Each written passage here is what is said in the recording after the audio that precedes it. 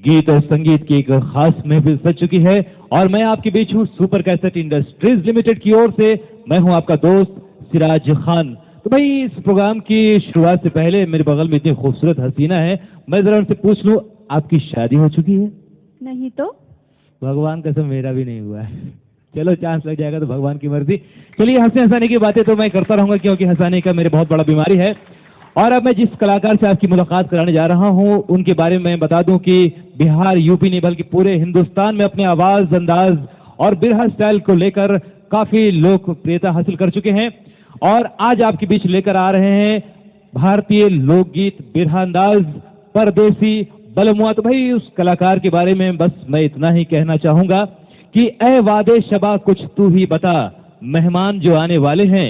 ए वादे शबा कुछ तू ही बता, मेहमान जो आने वाले हैं।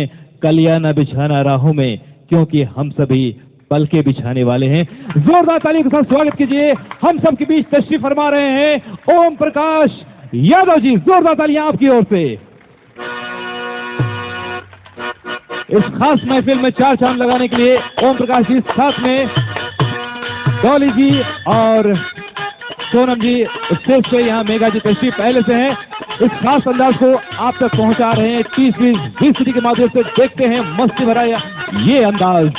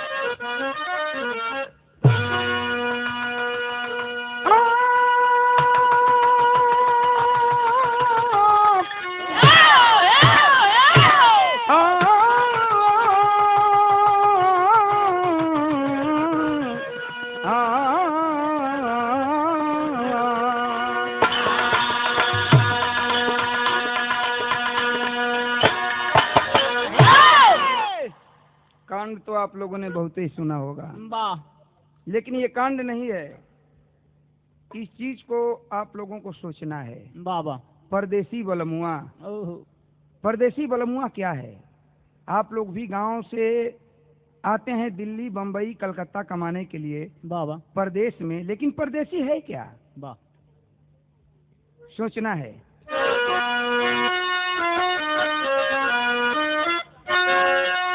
सावन बरसता सलिन शौक से, खिली बाटिका प्यार का ले तराना।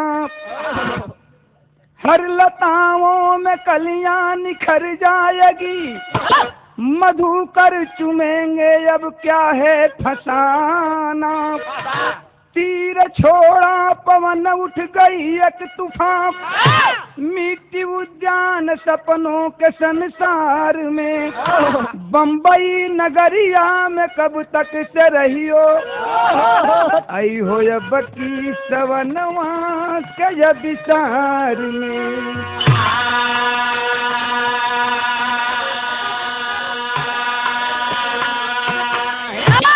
हमरे भोजपुरिया भाई ई जानत हुआ लोग 3 गो महीना बड़ा खतरनाक महीना होता है। कौन कौन भैया? सावन के सोनम है आवा इया सावन के महीना मेहरारून खातिर, बाबा सावन के महीना मेहरारून खातिर बड़ा खतरनाक महीना होखे। हम कहिला सावन के महीना होखे, पुरवैया हवा होखे, रिमझिम पानी परत होखे, दुल्हन सेज पर होखे, आ पति परदेसी होखे। ओ समय मेहरारून के छाती पर जनाई की सांप लूटा था। तो सोचा एक परदेसी की कहानी है क्या? एगो मर्द के गवना भइल, एगो मर्द के गवना भइल और गवना करा के 4 दिन खाली मेहरारू के संगे बितौ, 4 दिन खाली मेहरारू के संगे बितौलन। 5वां दिन वो चल गलन बम्बई कमाए। जब बम्बई कमाए वो चला गया मर्द, तो जब सावन का महीना आया तो जो उसकी दुल्हन है सोनम, वो पत्र लिखती है, चिट्ठी में लिखती है कि सैया सावन के महीना आ गई, घरवा अइब तो झुलुहा के झुलाई होई या कजरी के गवाई होई। लेकिन पत्र में लिखलस का, चिट्ठी में लिखलस का, यहाँ हुए तरज का गीत बा,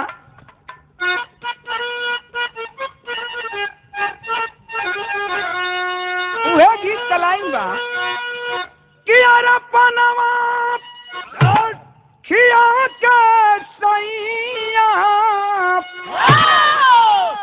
अब मारा मात जनावा बही लइका बानी, पनवा खिया के सैया मारा मात जनावा बही लइका बानी, छुआला पे हो जाई बुखाराब बही लइका बानी।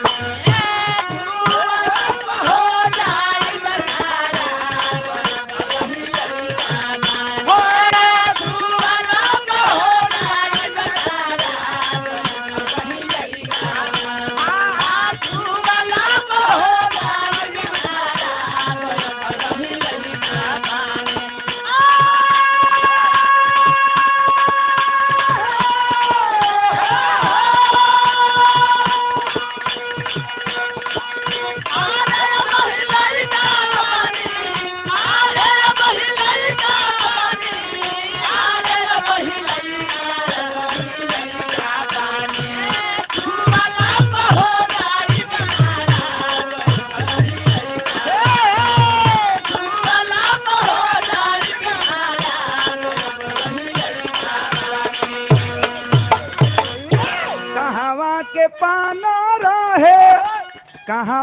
पाना रहे, कहाँ के जरा दावाया बही लइका बानी, कहवा के पाना रहे, कहाँ के जरा दावाया बही लइका बानी, कहवा के पाना रहे, कहाँ के जरा दावाया बही लइका बानी, कहवा के पाना रहे हाय, कहाँ के जरा दावाया बही लइका बानी, जरा दपनवा करेला खराब बही लइका बानी, जरा दपनवा करेला खराब बही लइका बानी, जरा दपनवा करेला खराब बही लइका बानी।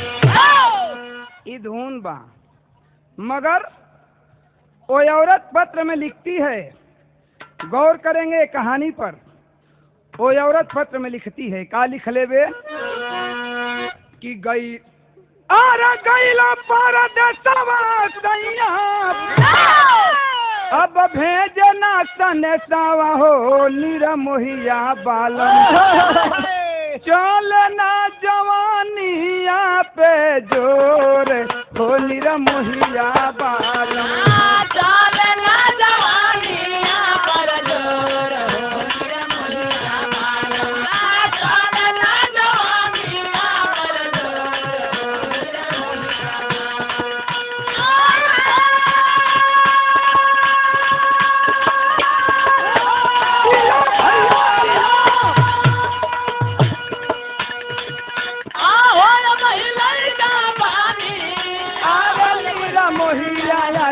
मोहिया बालम, चलना जवानिया पर जोर,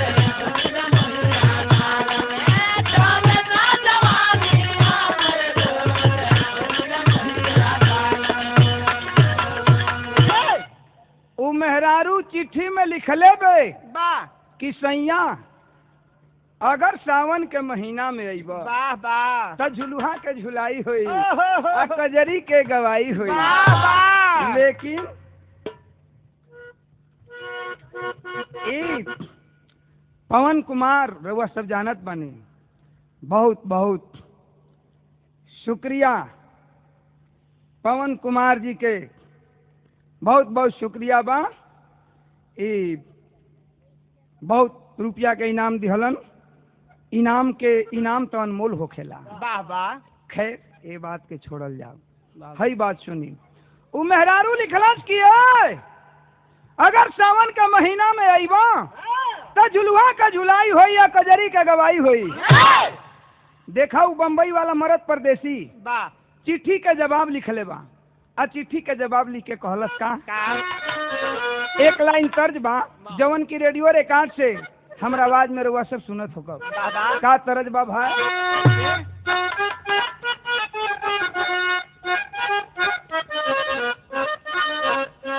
ओए होए होए होए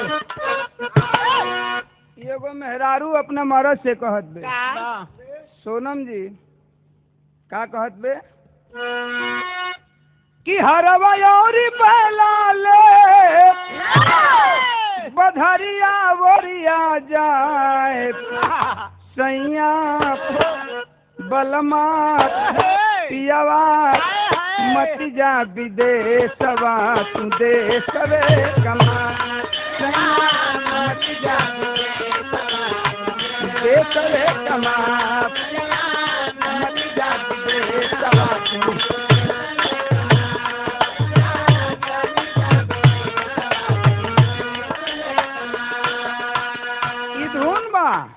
हई गाना के बात सुनल, धुन से सुघर गाना के बात लिखल कवि जी लिखलन ह। उ मरद चिट्ठी में लिखत बा कि तू सावन के महीना में बोलावत तड़ू हम आई, कहिया आई? सावन महीना में आई भी गोरिया तोहरे तोहरे तोहरे सुख के सपनवा मिटैबे गोरिया तोहरे सुख के सपनवा मिटैबे गोरिया तोहरे सुख के सपनवा मिटैबे।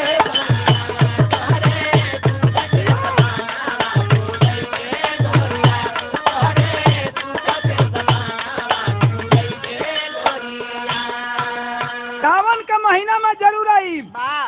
इतना भाई आप लोग बैठल हुआ कहानी पर ख्याल करिए।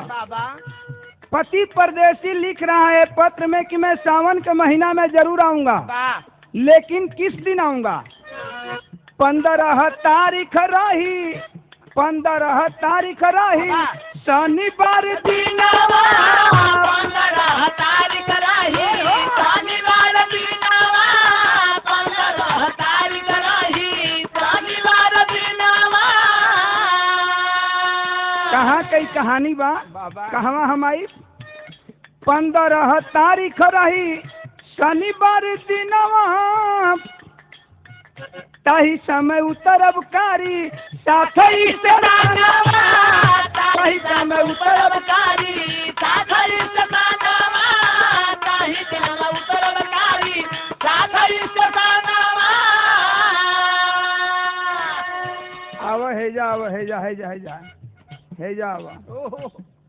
मरद चिट्ठी में लिखलस कि 15 तारीख शनिचर दिन के हम आई, आया के सावन के महीना में करब का कि संगवा में झुलुहा, संगवा में झुलुहा झुलैबे गोरिया। झुलुहा समझ रहे हैं आप लोग? संगवा में झुलुहा झुलैबे गोरिया तोहरे तोहरे सुख के सपनवा मिटैबे गोरिया तोहरे सुख के सपनवा मिटैबे गोरिया तोहरे सुख के सपनवा।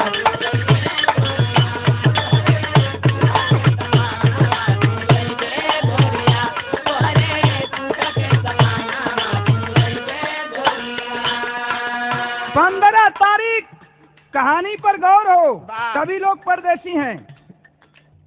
15 तारीख शनिचर दिन को अगर जो बिहारी भाई होंगे मुगल सराय से आगे बढ़ते होंगे बक्सर स्टेशन, बक्सर से आरा, और आरा से एक स्टेशन पहले कारी साहब स्टेशन पड़ता है।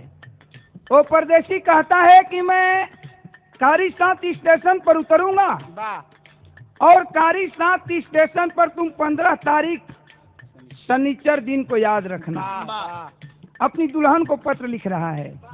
आज जो पत्र लिखा है वो अपनी दुल्हन को, तो हेतना परदेसी भाई बड़ा केहू मेहरारू लेके जे ना आयल होई एजा, तो जहिया मेहरारून के अगर परदेसी चिट्ठी लिख दिहन कि फलाना तारीख के हम जात बनी ओई जा आवत आनी घरे, तो उ मेहरारू एड़ी उठा के चहुए पर चली, चहुए पर चली कि आज हमार मरद आवत है। हाँ सही बात बा ना। अब उ मेहरारू शनिचर दिन 15 तारीख के कैलस का बाबू कहल गई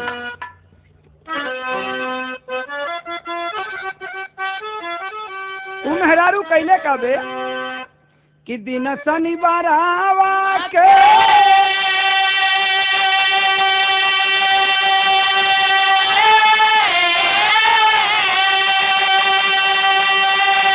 अरे कोई का सिंगारावा से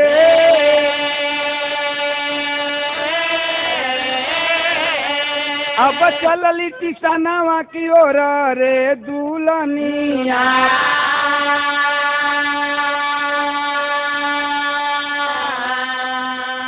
यहीं से कहानी मोड़ लेती है क्या कि दिन सारा बीती गईले, गौर करेंगे आप लोग कि दिन सारा बीती गईले नहीं परदेसी आइले।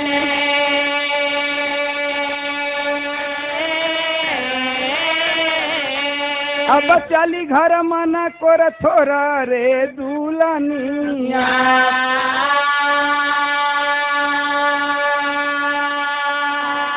एक बम्बई से ट्रेन खुलती है कुर्ला पटना एक्सप्रेस, कुर्ला पटना एक्सप्रेस एक बम्बई से ट्रेन खुलती है। तो वो लिख दिया आदमी, वो परदेसी लिख दिया कि मैं कुर्ला पटना से आ रहा हूँ। वाह वाह। जबकि कुर्ला पटना का ठीक 7:45 पर कारी साथी स्टेशन पर उसका टाइम है। वो लिख दिया। अब उस शनिचर दिन 15 तारीख के मेहरारू है भैया पूरा शौक श्रृंगार जानलू हो सोनम वो पूरा शौक श्रृंगार कोई के आ एकदम समझ ल न कि चौचक रूप बनौले बे कि आज हमार मरद आवे आला बा। आ एकदम कारी साथी स्टेशन पर सवेरे में 7 बजे पहुंची तो गई। सारा दिन इंतजार में बीत गया लेकिन उसका पति परदेसी नहीं आया। सांझ हो गया, सूर्यास्त होने लगा। आज जब ना परदेसी आई तब तो वो औरत के मन धूमिल हो गई, शौक श्रृंगार सब धूमिल हो गया।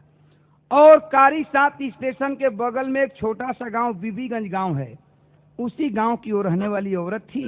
वो चल पड़ी बीबीगंज गांव की ओर कि अब मेरा पति परदेसी नहीं आएगा। और जब बीबीगंज गांव की ओर चल देती है तब अचानक हुआ क्या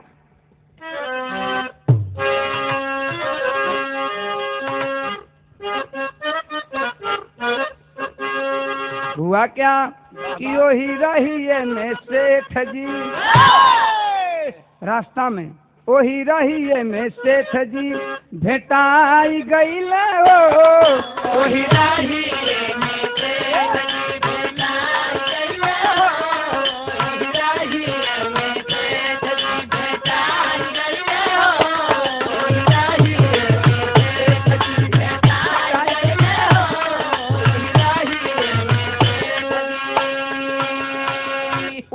जी वही गांव बीबीगंज गांव का रहे वाला। आप लोग गौर करब, वही बीबीगंज गांव का सेठ जी रहे वाला रहलन। कैलन का चेहरा पे जियारा, चेहरा पे जियारा लुभाए गईल रे वही रही में सेठ जी भेटाई गईल वही रही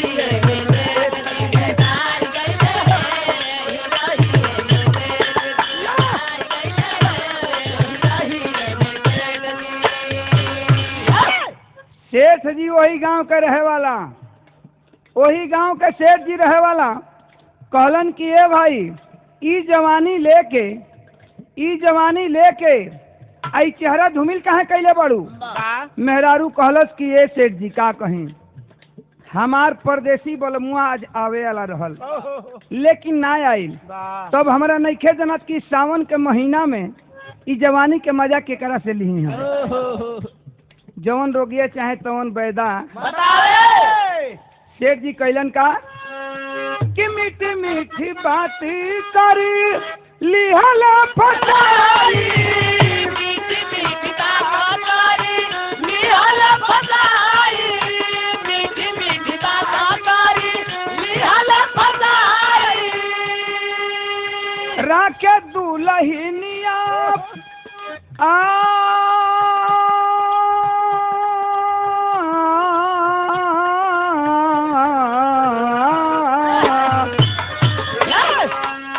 राके दुलहिनिया को घर वाली आई, राके दुलहिनिया के घर वाली आई, राके दुलहिनिया के घर वाली आई। अरे बीते 3 साल पिया आय गईले रे, ओही रहिया में सेठ जी। बात तनी समझ लिया, कहानी फिर यहीं से मोड़ ले रही है। ओ रास्ते में बीच में सेठ जी मिलन, कहलन मेहरारू से कि इतना सबक सिंगार कई के आई चेहरा धूमिल का है बा। कहलत कि का कहिए सेठ जी, आज हमार परदेसी बलमुआ आवे के कले रहा लेकिन आइल है ना, तो हमरा नइखे जनात कि जवानी के मजा केकरा से लिही। सेठ जी कहलन कि सुनो, तहार जब परदेसी बलमुआ ना आइल तो इस सावन के महीना में जवानी के मजा हमरा से ले ला। सोचा लो, कहलन सेठ जी की जवानी के मजा हमसे ले ला सावन के महीना में। हम वादा करत बानी कि जब तहार परदेसी बलमुआ आ जाई तो हम तोरा के छोड़ देब, तू चल जाइह। अब जौन रोगिया चाहे तौन बैदा बतावे, जौन मेहरारू चाहत रहल तौने सेठ जी कह दियालन। अब सेठ जी के संग वो मेहरारू चल दिहलस। 3 साल बीत गई। 78 की ये कहानी है। 78, 79, 80 आ गया। 80 में जब सावन का महीना आया तो परदेसी बम्बई वाला जो उसका परदेसी बलमू था, उसको याद आया कि मेरी बीवी मेरे घर पर है। 3 साल के बाद 78 की कहानी है। 78, 79, 80। 80 में उसको याद आया कि मेरी पत्नी मेरे घर पर है और वो मेरी याद करती है। तब वो क्या किया, वो बम्बई जो उसका मर्द रहता था, उसका पति जो रहता था, अब वो तुरंत सीख लिया। सीख समझ रहे हैं? CL समझ रहे हैं? छुट्टी जवना में 15 दिन के मिलेला कि 17 दिन के मिलेला, जवन भी होखे। ऊ तुरंत CL लिहलस, आया गोइल कारी साथी स्टेशन पर। आ जब कारी साथी स्टेशन पर आयल, बीबीगंज गांव में गइल तो देखलस कि ये भाई घर में ताला लागल बा। ओकर मेहरारू तो सेठवा के संगे रहत रहे। अगर 3 साल बीतला में 3 साल के दरमियान उस सेठ के शरीर से उस औरत को 2 बच्चा हो गया। 2 बच्चा हो गया था। अब जब वो किया क्या, परदेसी करता है क्या कि पता लगाए सेठ के घर में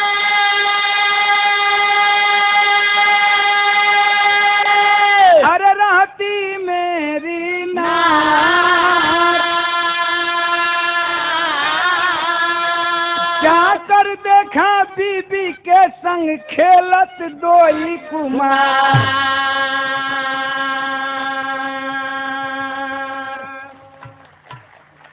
पता लगाते लगाते सेठ के घर पहुंच गया, और जब सेठ के घर पहुंचा तो देख रहा है कि मेरी औरत के साथ 2 बच्चे हैं।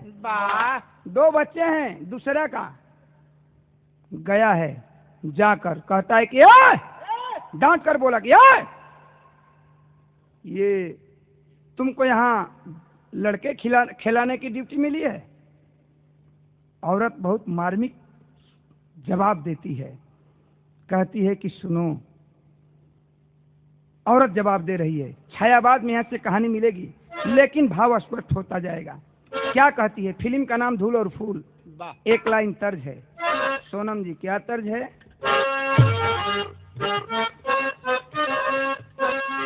यही तर्ज है कि तेरे प्यार का आसरा चाहता हूँ, वफा कर रहा हूँ, वफा चाहता हूँ। मगर रामदेव उस्ताद मर गए लेकिन एक बात लिखे थे, एक बात कहते थे कि बिरहा 3 तरह का होला, बालू पर लकीर, पानी पर लकीर और पत्थर पर लकीर। बालू पर लकीर धुन तराना होला, बालू पर लकीर हवा के झोंका आई खत्म हो जाए। पानी पर लकीर धुन तराना होला छिनरी भौजी, सुनबा लोग भुला जीवा। लेकिन पत्थर पर लकीर बिरहा की लाइन होती है। वो औरत बड़ी मार्मिक लाइन में जवाब दे रही है, कहती है कि सुनो, कहला सु परदेसी बलमुआ की बतावा कि हवा कैसे अइलू। मेहरुआ कहलस कि हम तो अली तो अपना गाँवे में बानी, लेकिन ये बताओ कि तू बम्बई से हवा कैसे अइला। भोजपुरी में एगो कहावत कहल जाला कि उल्टे चोर कोतवाल को डांटे। उल्टे सवाल मेहरुआ कह दिलस कि तू ऐजा कैसे अइला। मर्दा जवाब दिलस, बड़ी लाइन का जवाब दिले बा। का दिलस कि सलब सो गया था। पढ़े लिखे सज्जन जरा गौर करेंगे इस लाइन को। सलब सो गया था, सलब माने फतिंगा, सलब सो गया था समाने जलाई। समा मतलब दिया, समा मतलब दिया, सलब मतलब फतिंगा। ई मतलब कहे कि वो अपना के प्रमाण दिया फतिंगा के, और मेहरुआ के प्रमाण दिलस दिया के। कहलस कि जब ई दिया जलल है तो समा फतिंगा, समा जब ई दिया जलल है तो पतंगे फतिंगा तोहरा पास आइल है। का कहलस कि सलब सो गया था, फतिंगा सुता रहा लेकिन जब दिया के याद आइल तो तरह लगे आइल कि सलब सो गया था समाने जगाई। यहाँ से वहाँ तक मुझे खिंचलाई। सलब सो गया था समाने जगाई, यहाँ से वहाँ तक मुझे खिंचलाई। सलब सो गया था समाने जगाई, यहाँ से वहाँ तक मुझे खिंचलाई। सलब सो गया था समाने जगाई, यहाँ से वहाँ तक मुझे खिंचलाई। सलब सो गया था। ई फतिंगा सूत गई रहा, लेकिन जब दिया के याद आइल तो तोहरा लगे आइल। फतिंगा के प्रमाण दिलस अपना से, आ दिया के याद दिलस ओ मेहरुआ से। तब मेहरुआ कहलक कि सुनो, तू तो ये तरह अइल। वो मेहरुआ बतावते कि तू तो ये तरह अइला लेकिन हम कैसे अइली। मोहब्बत का शोला शिकारी बना तो, शिकारी बना तो,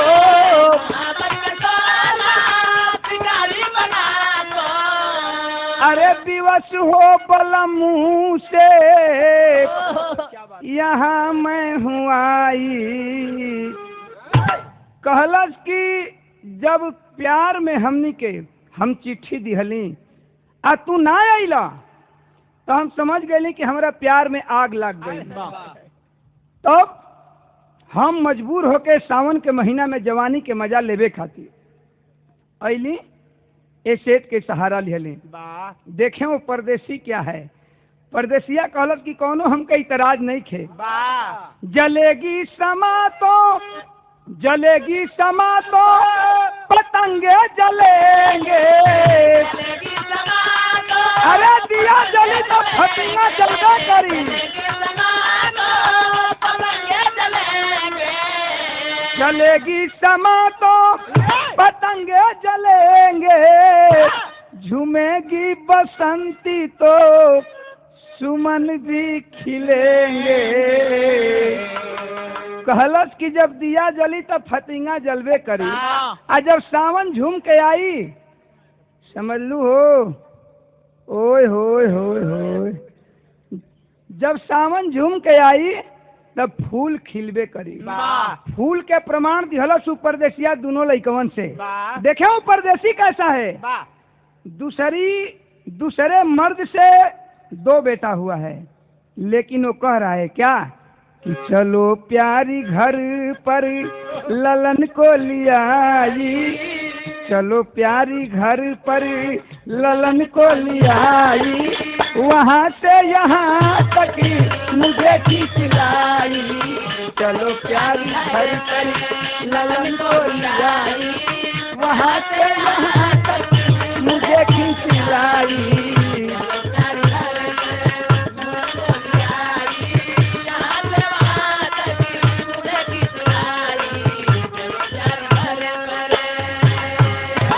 ए बाबू अब समझ लीजिए, वो परदेसी कह रहा है कि चलो हमें एतराज नहीं है।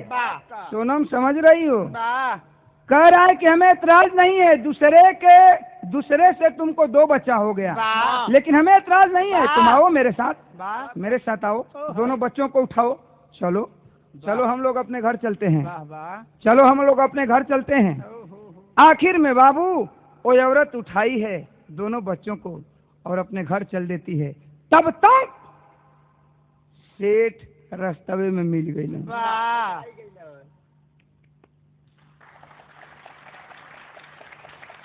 सेठ रास्ते में मिल गया, उधर से सेठ आ रहा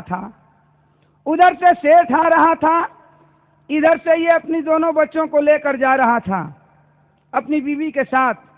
सेठ बोला कि डांट करके क्या, हमने तुमसे वादा किया था।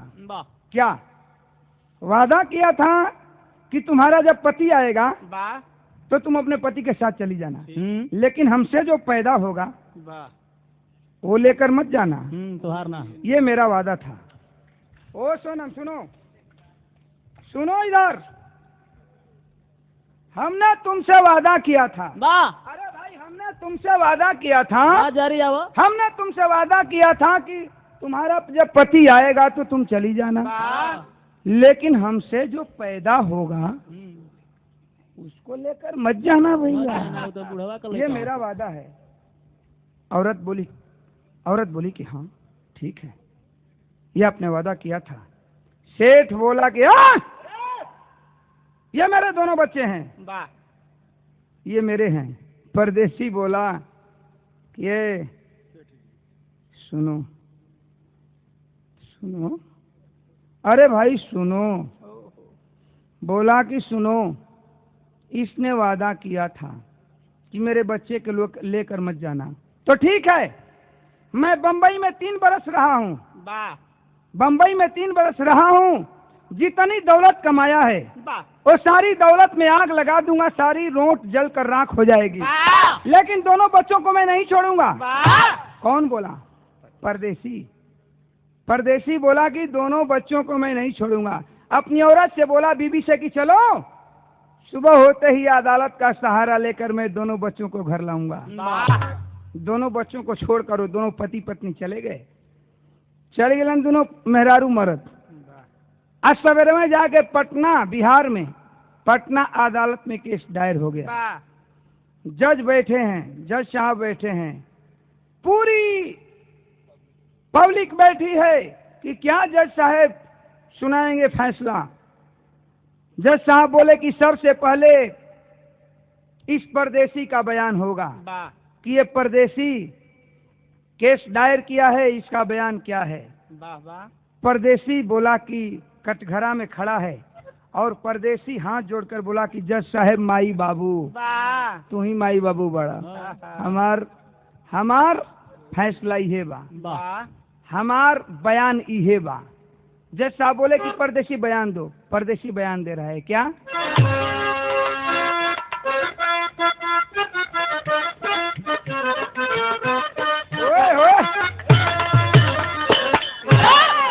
परदेसी बयान दे रहा है तर्ज बाका कि हमको भी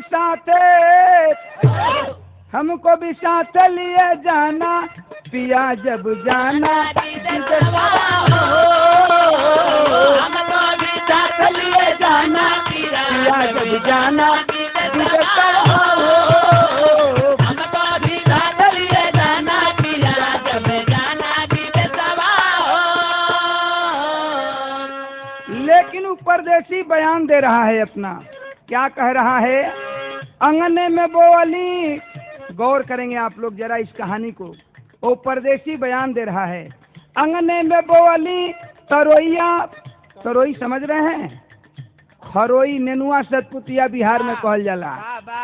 नेनुआ सतपुतिया कहलस कि नेनुआ सतपुतिया के अपना अगना में एगो पौधा लगौली। उ कैलस का अंगने में बोली तरोइया जबरसर भइले झगड़वा हो।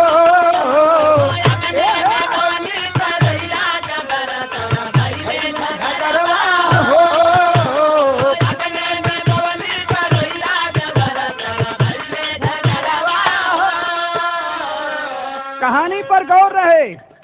परदेसी बोला कि अपना अगना में हम सतपुतिया नेनुआ का पेड़ लगौली।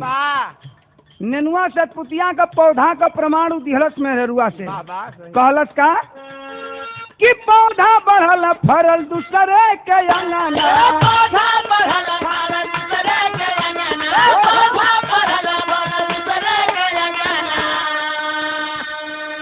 दूसरे हमारे पड़ोसी के घर में वो पौधा बढ़त बढ़त चल गयल। आ जब चल गयल तब दूठे फर लगल। दोनों फरवा का प्रमाण दिया ओ परदेसी दोनों लइकवन से। कहलस कि दूगो फर लगल। अब जब वो अगना में तुरे खातिर हम जात बानी फरवा, तो करत का बड़ा नगना वाला कि नाहक करेलन बरिया जबर सर करनी पटावा हो।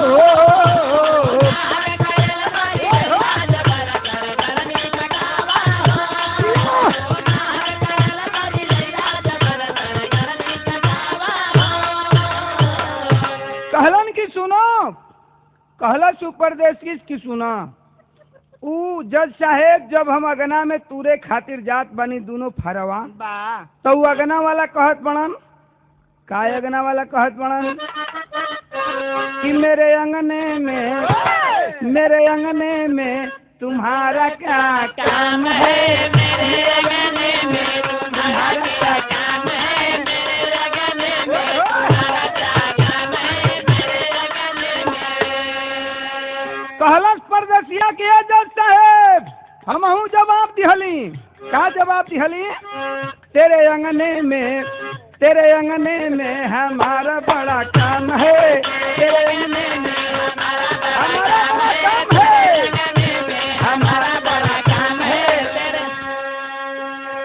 कहलन जज साहब की तुहार बयान भयल? परदेसिया कहलस कि हाँ जज साहब निपटावे के चाहे कि वो दोनों फरवा के कर भइल, हमार भइल कि वो पड़ोसी वाला का भइल। कहलन की बस तुम्हारा बयान हो गया, अब उस औरत का बयान लेना है। औरतिया आइल बे कटघरा में खड़ी बे। कहलस किए जज साहब माई बाबू हमारी है बयान बा। कवन बयान बाटे?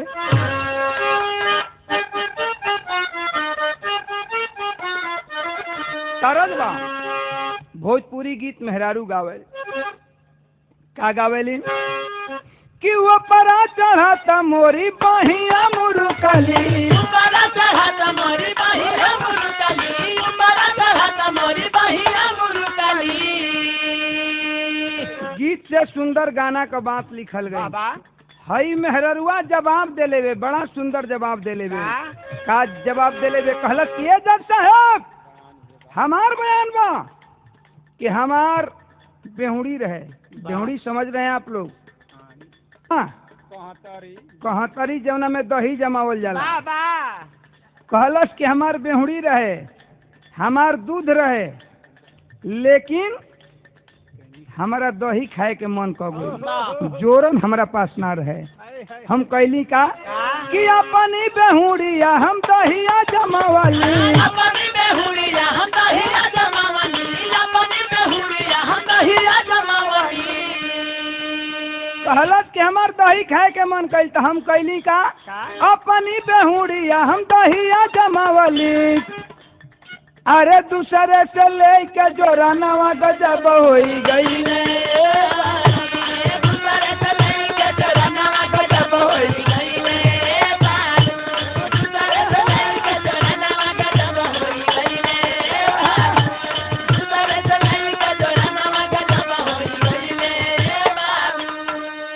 हमारा पास बेहुड़ी बा दूध बा दही खाए का मन कैले बा जोरन ना बा दूसरा से जोरन लेके हम दही जमा ले। आप लोग समझ रहे होंगे है ना, समझते हैं ना। बाबा बेहुड़ी का प्रमाण वो औरत अपने से देती है, दूध का प्रमाण अपने से देती है, जोरन के प्रमाण के करा से दिहलत सेठ जी से कहलत कि हम दूसरा से लेके जोरन जमा लेनी दही जाम गई। आज जब दही जाम गई तब भइल का कि दहिया का माही हम घिउआ निकलली दहिया का माही हम घिउआ निकलली दहिया का माही हम घिउआ निकलली। अरे दहिया का माही हम घिउआ निकलली मांग लागल या के पाई मनवा गजब होई गईले ये बात मांग लागल या के पाई मनवा गजब होई गईले ये बात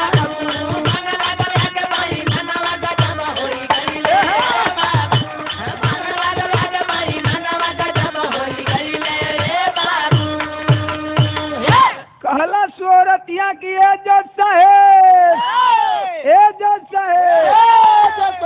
हमार बेहुड़ी बा हमार दूध बा हमारा दही खाए का मन कई जोरन दूसरा से लेकर दही जमा लिए तई बतावा कि अब जोरनवा जौन देले बा कहता कि घिउआ हमार भइल दही के मई के घिउ निकाल दिली तई बतावा कि घिउआ केकर भइल हमार भइल आ कि जोरनवा वाला के भइल।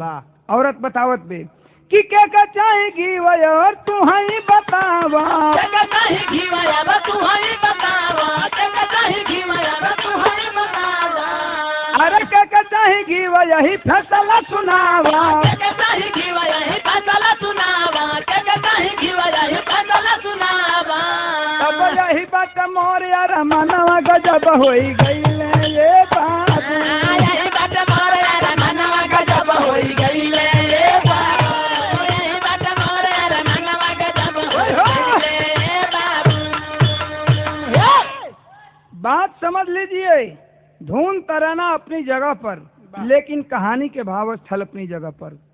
ओ परदेश ओ औरत कह रही है कि जज साहब हमारे पास दूध था हमारे पास कहतरी बेहुड़ी था हमने दूसरे से जोरन लेकर दही जमा दिया और उसको मह कर घी निकाल दिया। तो अपने को प्रमाण देती है औरत दूध और बेहुड़ी से और जोरन का प्रमाण किससे देती है आप लोग समझ गए होंगे।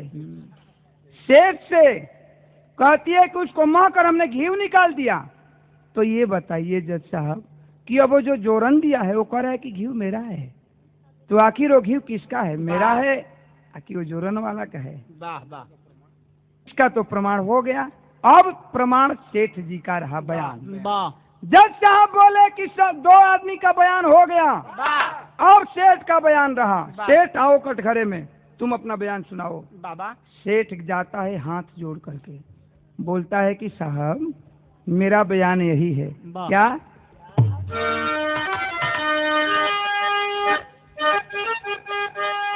सेठ बोलता है कि अरे गिरल रहिया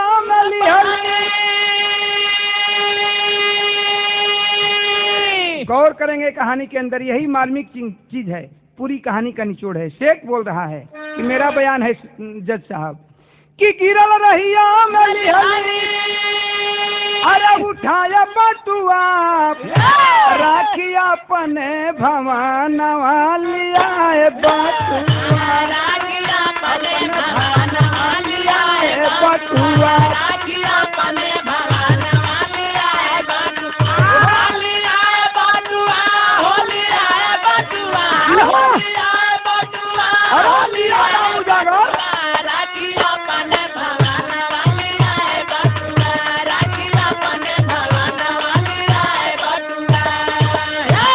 बड़ी ऊंची आवाज में सेठ बोला है कि ये जज साहब हमने कारी साथ स्टेशन से एक रोज आ रहा था, बीच में बट्टू पा गया।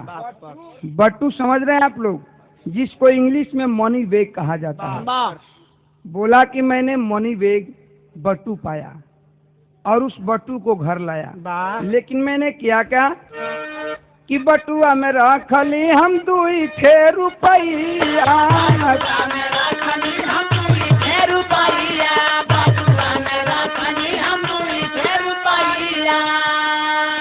उ बट्टू के सेठ जी प्रमाण दिहलन ओ मेहररुआ से, आ 2 रुपया के प्रमाण ओ दोनों लइकवन से दिहलन।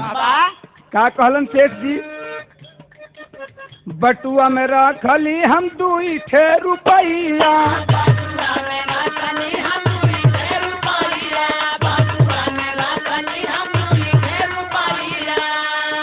आ तबले मांगे लागल आके बट्टू वाला भैया,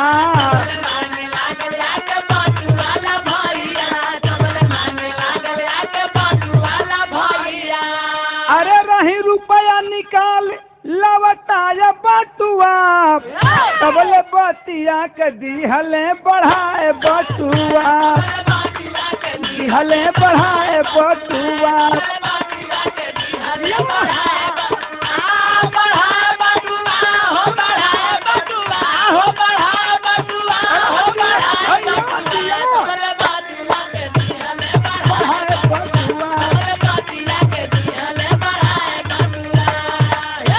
तनी बात समझ लो लोग, एकदम कहानी शीशा जैसन समझ में आ जाई। बस आखिर में ओ औरत नहीं बल्कि वो सेठ उस जज से बयान कर रहा है कि ये जज साहब, कारी साथ स्टेशन से हम आ रहे थे, बीच में एक बट्टू पाया, बट्टू के प्रमाण दिहलन ओ दुल्हन से, कहलन कि बटुआ के हम घरे ले ली, आ वो बटुआ में 2 रुपया डाल दिहले। 2 रुपया के प्रमाण समझत हुआ लोग, दोनों लइकवन से कहलन कि 2 रुपया डाल दिया। और कुछ दिन बीता, तब तक वो बट्टू वाला साथी चला आया, और जब बट्टू वाला साथी चला आया तो अपना वो बटुआ मांगने लगा। हमने जो 2 रुपया डाला था वो 2 रुपया निकाल लिया। क्या बात है? हाँ, वो कह रहा है कि जो मैंने 2 रुपया डाला था वो 2 रुपया निकाल लिया, उसका बट्टू हमने दे दिया। तो उसका जब बट्टू दे दिया तो अब वो कह रहा है कि भाई इस बट्टू में 2 रुपए थे, तो दोनों रुपए मेरे भी हैं, मेरे ही हैं। जज साहब, माई बाबू सरकार आप हैं, फैसला किया जाए कि वो दोनों रुपए किसके हैं, हमारे हैं या बट्टू वाला साथी के हैं। जज साहब के दिमाग में चकरा गए, जज साहब का दिमाग चकरा गया। 80 की बात है, 80 में जज साहब ने अदालत उस दिन स्थगित कर दिया। दिमाग काम नहीं कर रहा था। अदालत वो तो जानते नहीं थे, वो कहा जाना था कि मेरा रुलई का झगड़ा बा, वो तो जाना था कि अरे भाई तीनों के बयान तो 3 लाख के हो गई, अब हम करें का। अदालत स्थगित कर दिए, बोले कि ठीक है, आज अदालत स्थगित कर दी जाएगी। आज अदालत स्थगित की जा रही है ना मास्टर साहब। सन 81 में 2 जनवरी को अदालत खुली। बोले कि 2 जनवरी को 81 में 2 जनवरी को फैसला सुनाया जाएगा। तीनों आदमी 81 में 2 जनवरी को पटना हाई कोर्ट में जुटे। आज जज साहब फैसला सुना रहे हैं। फैसला सुना रहे हैं, क्या सुना रहे हैं? यही मेरे विरह का पूरा निचोड़ है। इतना ही में पूरी कहानी है, मात्र आप लोग गौर करेंगे, इसी में कहानी है। क्या? जज साहब फैसला सुना रहे हैं।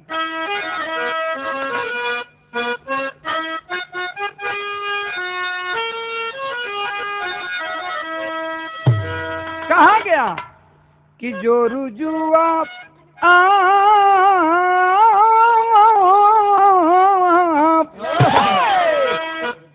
जो रुजुआ जगह दुनिया में दादा भाई भाई में दत दुश्मनी कराओ। जज साहब बतला रहे हैं, शिवपुरी जी ध्यान से सुनिएगा, जज साहब क्या बतला रहे हैं कि जेकर जमीन दुनिया में होला ये भैया, जेकर जमीन दुनिया में होला ये भैया, अरे वो करा तो होला अधिकारुओं के भाई, वही फल खाने का सादा है अधिकारी बाबू, वही फल खाने का सादा है अधिकारी बाबू।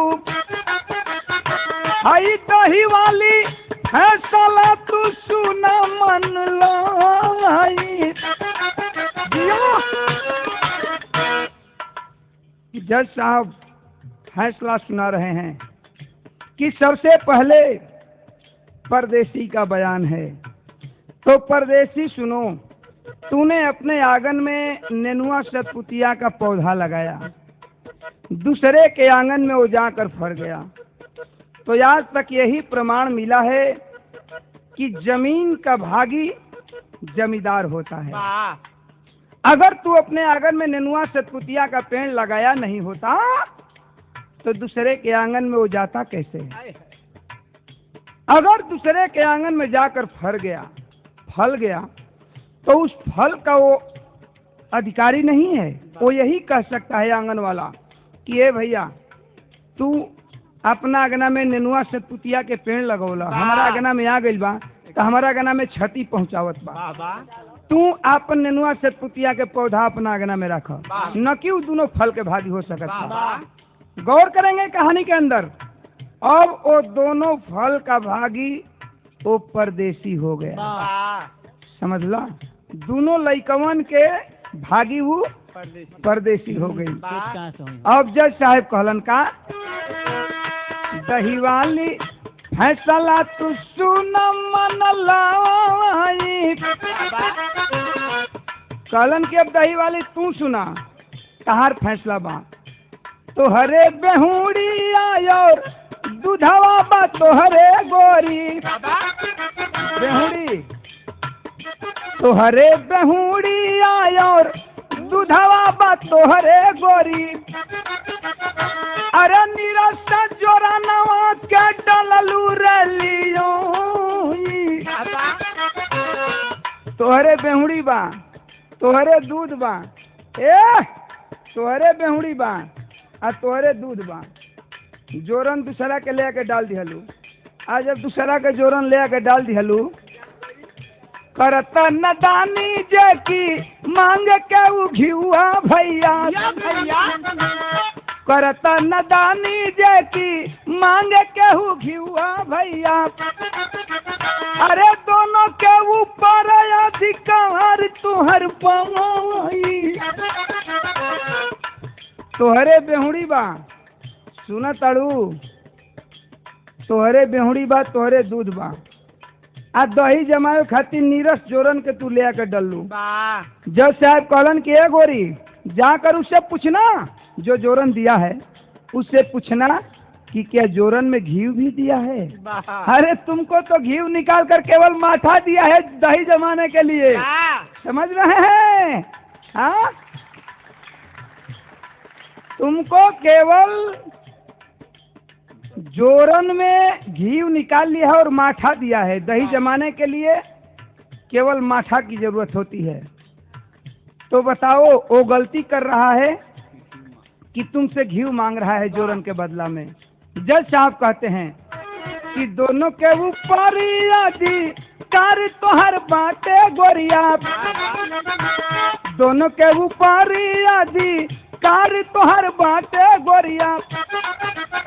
अरे यो बतानी अगवा के सुनाई जौहरी। कहलन की सुना, वो गलती कर रहा है कि तुमसे जोरन दिया है और घी मांग रहा है। हाँ, एक काम है, बड़ी ऊंची बात जज साहब बोले कि अगर तुमको जोरन दिया है तो जोरन के बदले में जोरन मांग सकता था, घी नहीं उसको चाहिए, घी तुम्हारा है। तो एक काम करना कि अगर जोरन उसको लेना है तो जोरन के बदला में उसको जोरन चाहिए तो तुम भी किसी जगह से जोरन का जुगाड़ करके उसको जोरन दिवा देना। जज साहब बड़ी ऊंची बात बोले। सेठ अब तो घी के प्रमाण दे रहे लइकवन के। कहलन जज साहब की सुनो, अब तो मेहरारू के हिस्सा में वो घी मतलब लइकवा चल गिलन, तो मरद मेहरारू राजी रहबे कैलन, दोनों लइकन के उठौलन चल दिहलन। मरद मेहरारू राजी रहबे कैलन। ओइसनो मरद ना मिली आज के युग में, हेतना परदेसी बाड़ा लोग। सुना लो, अगर आज के युग में केहू के मेहरारू सुन ला लोग, हम क्या कहता नहीं, केहू के मेहरारू 4 दिन घर से बहरे निकले और दूसरा के संगे रात बिता के आवे, अब मरद के पता चल जाए कि दूसरा के संगे रात बिता के आवत तो मेहरारू के आवे से पहले दुआरी पर मोटवा डंडा लेके बैठे रहे। आज में दुआरी में लात डली हन, चूतर पर 4 घंटा कहाँ गई रहलू है, उन पर का सवा कहीं गई रहलू है। लेकिन वो मरद कैसन बा कि दूसरा के जन्मल 2 गो लइका लेके चल जरस मेहरारू के संगे। सेठ जी के बयान रह गई बा। जज साहब कहलन कि ए सेठ जी तू तो अपन बयानवे गलती लिखवा दिले बड़ा। कहलन कि का? तब जज साहब कैलन का कि कैला नदानी भारी सेठ रहिया में दादा, कैला नदानी भारी सेठ रहिया में दादा, अरे गिरलिया दिल्ली हाला तू बटुआ रे उठाई, बिना अधिकार के तू नोट रख दिहला बाबू। बिना अधिकार के तू नोट रख दिहला बाबू, अरे दोनों के ऊपर अधिकार तोहर पाई।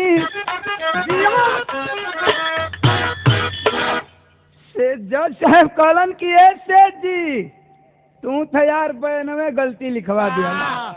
ऐसे कि तू कारी साथ स्टेशन से आ रहा था, बीच में बट्टू गिरा था, तूने पा लिया, कोई बात नहीं थी, उसको उठा लिया, कोई बात नहीं थी। लेकिन जब ले करके घर आया तो गांव में जब आया अपनी घर पर तो कम से कम जो गांव के मुखिया थे, प्रधान थे, जो मानिंद आदमी थे, उनसे तुमको जनाना चाहिए था कि हाँ भाई हम बीच में एक बट्टू पाए हैं। तो तू सोचला ना बुझला, लपे 2 रुपया डाल दिहला, लपे 2 रुपया डाल दिहला, तब तो जेकरे बट्टू तू पैबा लपे 2 रुपया डाल देबा। कहलन कि सुनो तूने गलत किया, तूने प्रधान मुखिया को जनाना चाहिए था कि हाँ भैया हम बीच में बट्टू पाए हैं और किसी का होगा प्रधान जी या मुखिया जी तो उसको बता देना, वो अपना बट्टू वाला साथी लेकर जाएगा। पहली गलती तूने किया कि नहीं बताया किसी से। दूसरी बात, अगर वो बट्टू वाला साथी आ गया और तुमसे बट्टू मांग रहा है, अरे यार तो तुम अगर पहले ही उस 2 रुपये को घर में ही निकाल लिया होता तो बट्टू वाला क्या जानता था कि एक में 2 रुपया रहा कि 4 रुपया रहा कि ना रहा।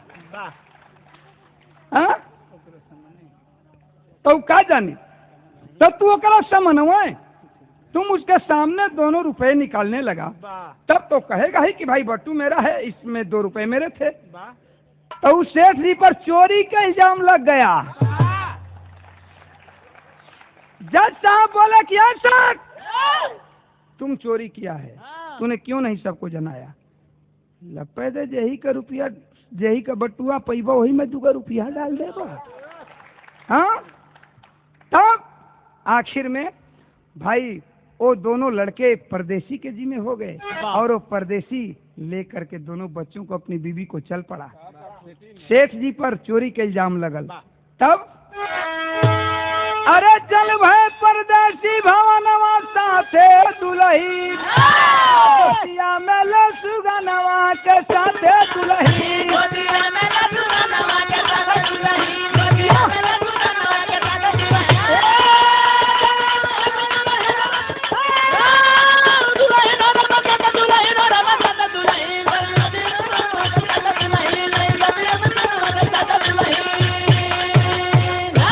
आखिर में वो परदेसी चल पड़ा, लेकिन वो परदेसी प्रण किया कि आज से 2 पैसा कमाई लेकिन परिवार के साथे रहब, बम्बई दिल्ली कलकत्ता ना कमाए जाई, अपना मेहरारू के लड़का के संगे रहब, बम्बई दिल्ली कलकत्ता ना कमाए जाई। सावन के महीना आई तो झुलुआ के जुलाई हुई कजरी के जय जखान गुरु जद्दू लौटन की लहरे फुलवारी, नारायण गंगा सागर मितवा जगत बिहारी। अरे परागी को पराग चाहिए, यादव ओम प्रकाश बन गई ले अब अनुरागी, परागी को पराग चाहिए।